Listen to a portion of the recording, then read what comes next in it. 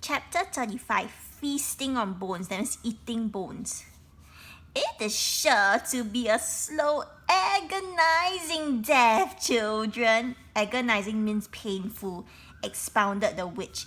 Exactly how I like them. Then I am going to feast on your bones. She looked down at her trusty white cat.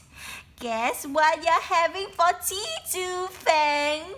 The bee's ears pricked up, and she gazed into her mistress' eyes. That's right! Yummy, scrummy children's bones! Fang purred loudly. Far off in the distance, Elfie heard an echo. Oh, who's that? The cat turned her head and hissed. The Tooth Witch cocked her head suspiciously and then quickened her pace. With her superhuman strength, she dragged the huge, heavy throne of teeth into position. Next, she climbed up to stand on the seat and started unfastening the chains that bound the children's wrists. So he started untying all the chains. Okay, he's going to drop them into the cauldron. Both were now trembling uncontrollably with fear. I am going to drop you in the cauldron together, announced the witch, so you can hear each other's screams as you die. Just to say, I don't mind if you put him in before me, uttered Gaps, attempting a little black humor, that means a bad joke, to try and lighten the situation. Isn't it ladies first? Said Elfie. Within moments, the witch had untied their wrists. Oh dear. Now the pair were hanging upside down with the nasty bubbling yellow gloop lapping at their heads. The nauseous stench, that means the terrible smell, was so foul, Elfie and Gaps could hardly breathe. Please, please, please, I beg you, appealed Elfie now. You can boil me, but let Gaps go free. She's not done anything wrong. So now Elfie's trying to save Gaps, okay, at the very last minute.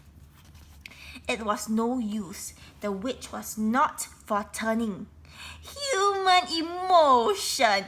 How pitiful! She muttered as she dragged the throne a few paces and climbed up it again. Now the witch was busying herself unfastening the children's ankles. Don't worry, children. Mommy's nearly there. It shouldn't be too long now, chirped the witch. Elfie's left leg swung free and his whole body dropped down further. His hair was now touching the toxic goo below, the acid burning the ends. Far off within the depths of the mine, there was a definite sound of something rattling. So something's coming out. I don't know what is it. The witch was struggling with the boy's final manacle. It's all very well making everything out of teeth, but it does make things very fiddly. Fiddly, that means very complicated. Because the chains of Gaps and Elfie are made of teeth, right? So it makes things very, very hard to untangle.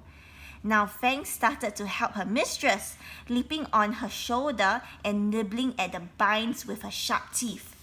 Any moment now, Elfie was to meet his end, that means he's going to die. But looking out into the tunnel that led to the cave, Elfie could just see something travelling fast towards them on the ceiling. In a flash, he realized it wasn't on the ceiling. He was, of course, upside down. It was on the ground. So something's travelling to him on the ground. A train! A train was coming right towards them. Hanging there like sides of meat at the butcher's, Elfie gave Gaps a look, urging her to stay silent. So even Gaps saw the train that's coming. So Elfie told Gaps, shh, don't tell the witch, okay? Don't tell the witch. Don't. He didn't want them to give the game away to the Tooth Witch. So he didn't want Elfie and he didn't want Gaps to tell the Tooth Witch that, hey, something's coming, okay? And alert the Tooth Witch. As the train sped towards them, the boy smiled.